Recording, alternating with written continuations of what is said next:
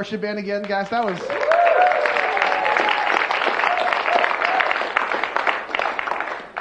Well, guys, this is a really exciting... I know I say excited a lot. I know you guys give me stuff that I need to totally justify, Brett, but I am very excited this morning, right? It's always for me, as the youth pastor, getting just an opportunity to really...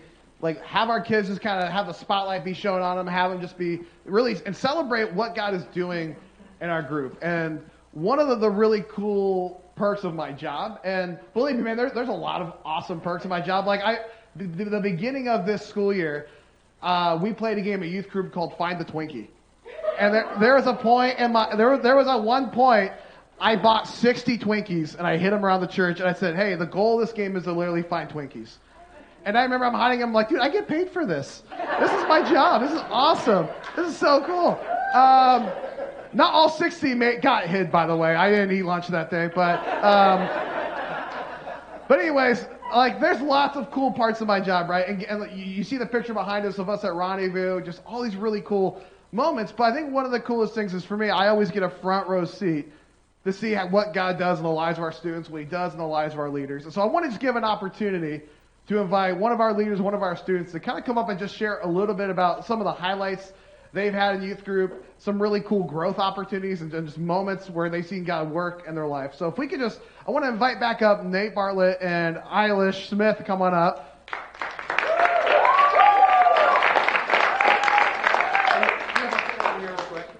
Just shitty on over, it's cool. There you go.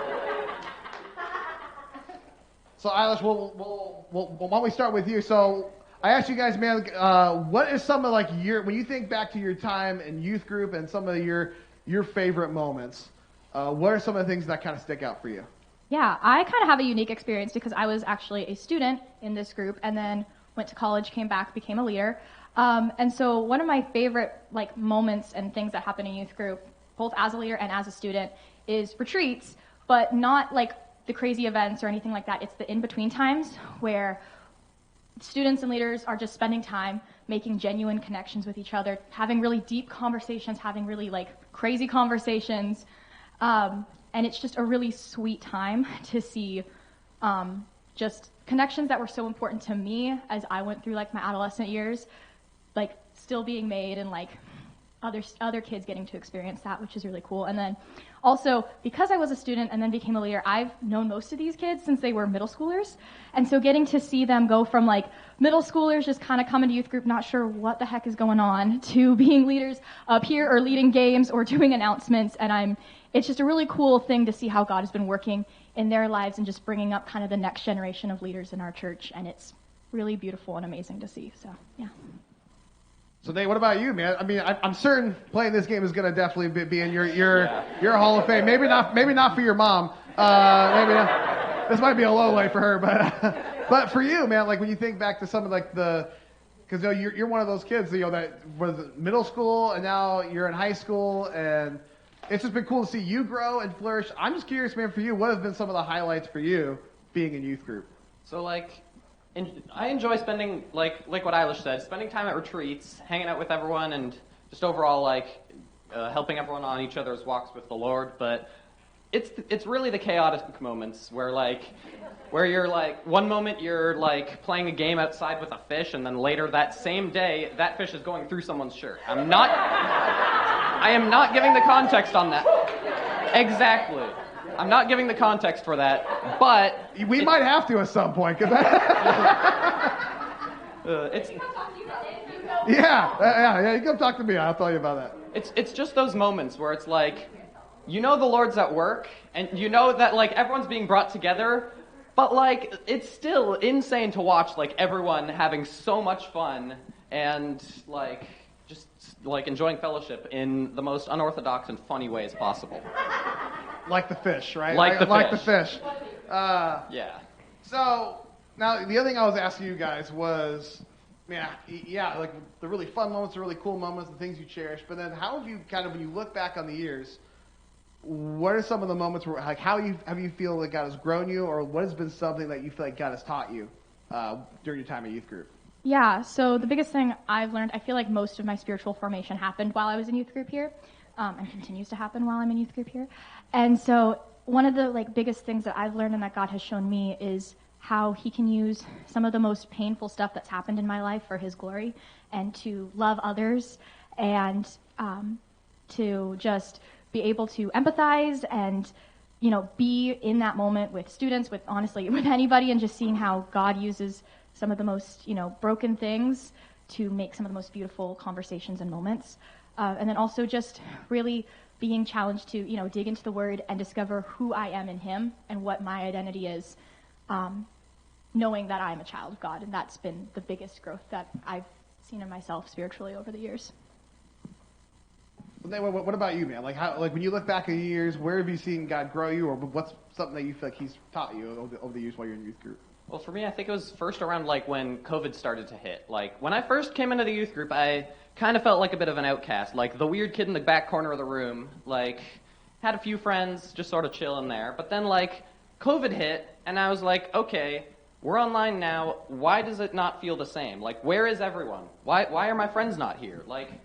It felt like at that point I sort of started to realize the absolute emotional bond I had with pretty much everyone in the youth group, and how I was really starting to miss that. So I think it was around then when I started to decide to take my spiritual journey seriously. And I think God really helped me along through both through that and around that, in the sense that I don't think COVID would have, or not COVID. I don't think the youth group would have been the same if we hadn't gone through COVID and I hadn't realized, dang, these people are way more than just church family. They're family, which I think is actually probably the same.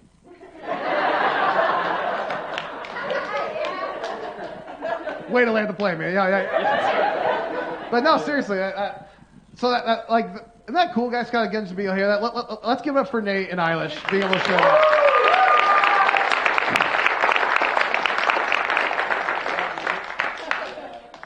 So on Wednesday, right, we were kind of talking about this, and we were asking everyone, hey, what has been your guys' favorite moments, and what are some of your highlights?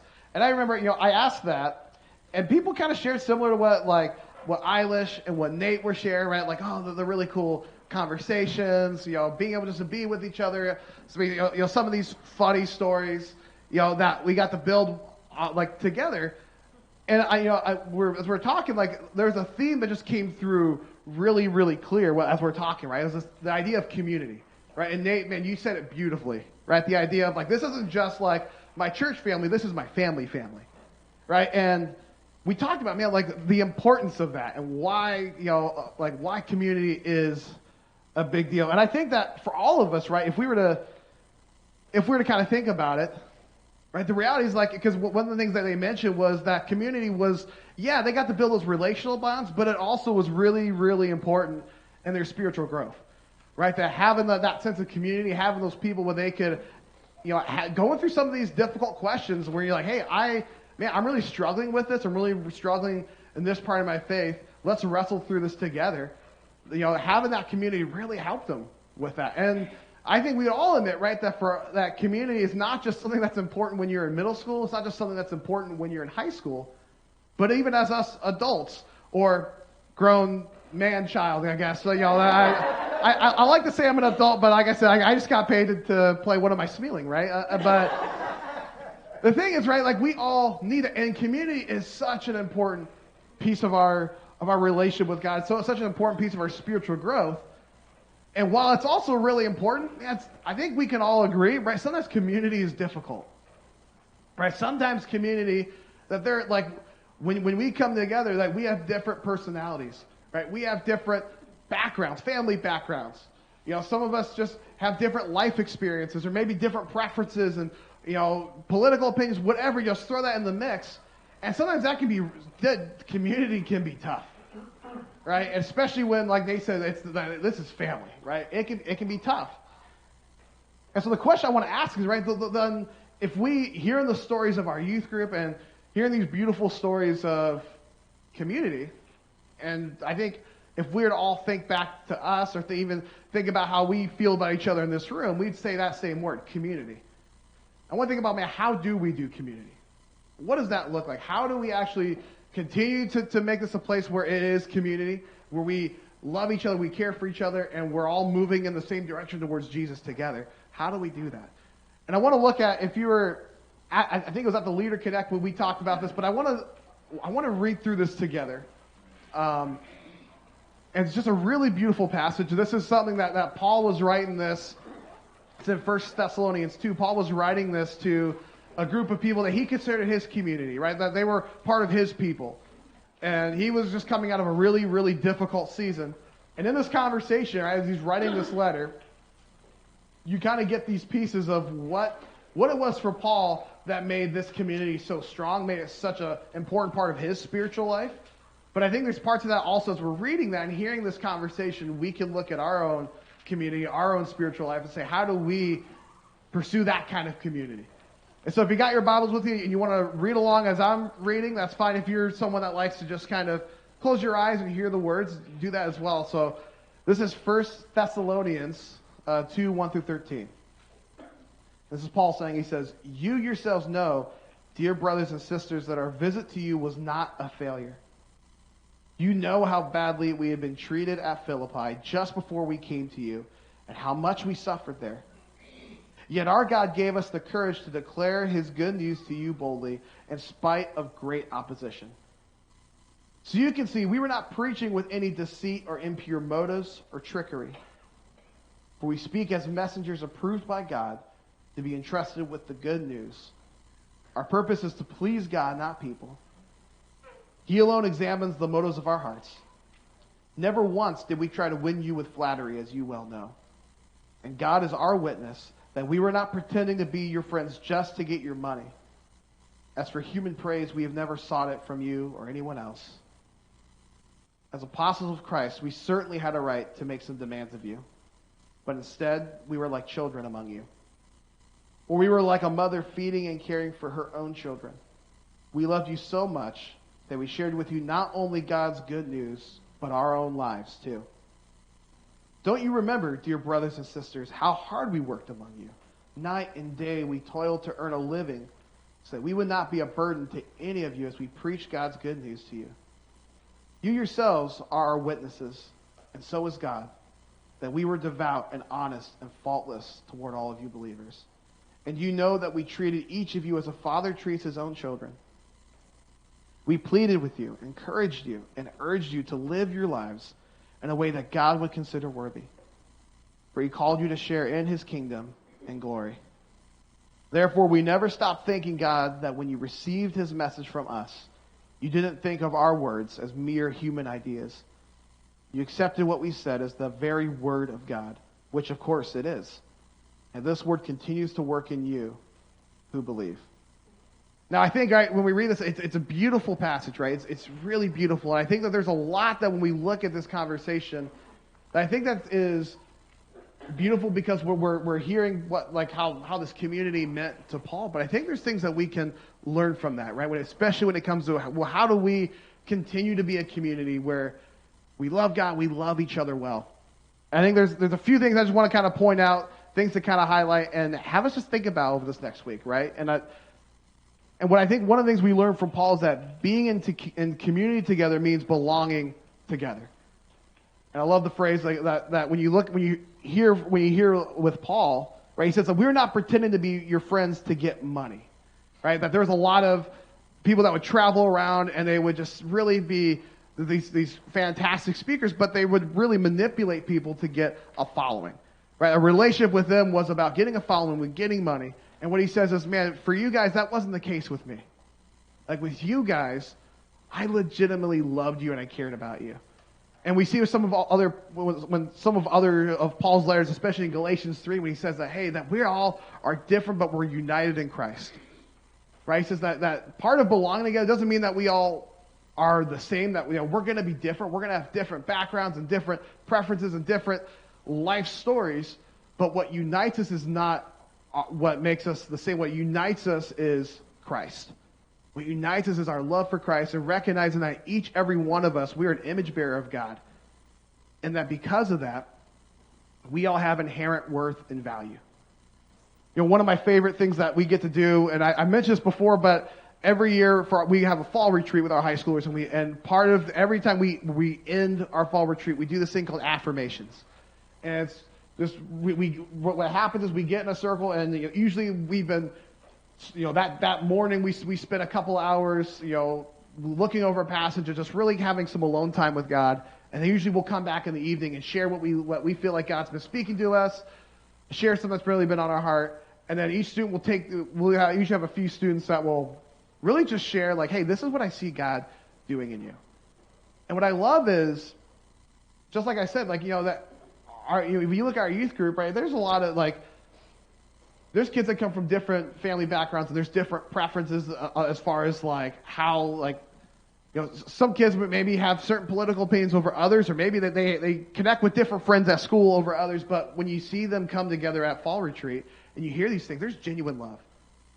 And what unites them is the fact that they recognize that, hey, I see in you what Jesus sees in you.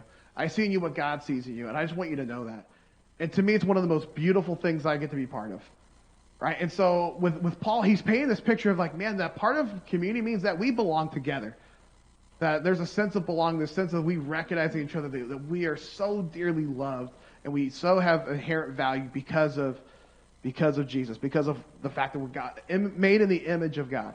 So being in community together means belonging together, but also means sharing our stories together. Right? It means sharing our stories together, being honest about what's happening in our life. I love that Paul says, we didn't just share the good news, but our lives as well. Right? He's like, hey, I ain't just come, I ain't just give you this word and then say, cool, that's it, man, peace out. He says, no, I want to share what's, like, hey, we shared the good news, but we also shared our lives. And I have to believe when Paul's saying that, he's not saying, hey, I shared the really good things. Right? He's like, no, hey, I shared what's really happening in my life. At youth group, every night kids will, we'll have a discussion, we'll chat, and then after that we'll go and after a message, the kids will usually spend about 30 minutes in small group. And usually at the beginning or at the end for our small group leaders, they'll ask two questions. Hey, what are your highlights and lowlights? Right? And really what we're asking is, like, hey, what's happening in your life? And obviously if kids are, they'll share as they're comfortable, but the beautiful part of that is that's an opportunity for us to, hey, here's what God's doing in my life, here's what's happening in my life, and not just the good, like, yay, high five moments, but like, hey, this week was really hard, right? And man, this really was really, really tough. And I think part of the beauty of, man, what I love, kind of, and Nate, again, you kind of touched on this, but like, watching our youth group go through COVID, watching our church go through COVID, as a youth pastor, I mean, I was really proud seeing this group navigate, because there a lot of change got thrown their way, right? In the middle of all that, they got a new youth pastor, and like, I don't know who this borderline Amish looking guy is, but I guess he's our new youth pastor. And on top of that, right, they're navigating a lot of crazy stuff. Like, and I just remember, I've been called Amish before. I just want to throw that out there. But it was just really cool to see, like, man, in the middle of all that, right, that there was a sense of, hey, that they were sharing with each other, like, hey, man, this is really hard, but we're here for each other. And I think in a lot of ways in this church, I was hearing some similar conversations. And so it's cool, like, part of belonging together, being community, means that, man, we share our stories together, we share in the burdens with each other, right? And that's a beautiful thing, and we need each other. And so belonging together, sharing our stories, being honest about what's happening. But then also a third thing is growing together. Right? That, one of the things, what Jesus told us, that the most important things for us is to love God and love other people. Right? Is to grow in our love for God, grow in our love for others. And for us, right, that being in community means that we help each other in that we support each other in that. Right? I love that, when Paul says that, you accepted what we said as the very word of God, and this word continues to work in you who believe. Right? And then there he talks about, like, hey, we encouraged, we urged, like, we did things that really helped each other out. And right, and sometimes in that, right, there's uncomfortable, like, loving conversations where you come alongside someone and say, hey, man, I really say, like, hey, I really think, I'm worried about this. And you're like, I've had friends before that, man, and seasons of my life where I would get really busy and I'd become distant. And they'd say, hey, I love you enough to share with you that, dude, I really am concerned. Right? Like, I see you becoming distant, and I don't want that for you. right? And that's what part of community doesn't mean you're like, dude, you suck, right? Like that's not really loving, right? But loving is saying, I love you enough to say, I care about you, to come alongside you and say, hey, I see this in you. Can I walk with you in this together? Can we help you grow together? All right. And that's what, like I said, not like what's cool is seeing that, right? Seeing like, hearing some of our, which I want to say, by the way, like I know they're going to not like me saying this, and I'll probably hear about it on Wednesday, but if you guys have kids in this youth group, I want you to know that, for one, your kids are awesome. You guys have some amazing kids, but you also have some really, really amazing adults that spend time with them every Wednesday, right? You have some amazing people that don't get paid for this, but show up because they love your kids, and they are really passionate about these things that you're seeing up on the board behind us. And so I want to give a little round of applause or shout out to our youth leaders. If you're a lead here, why don't you raise your hand?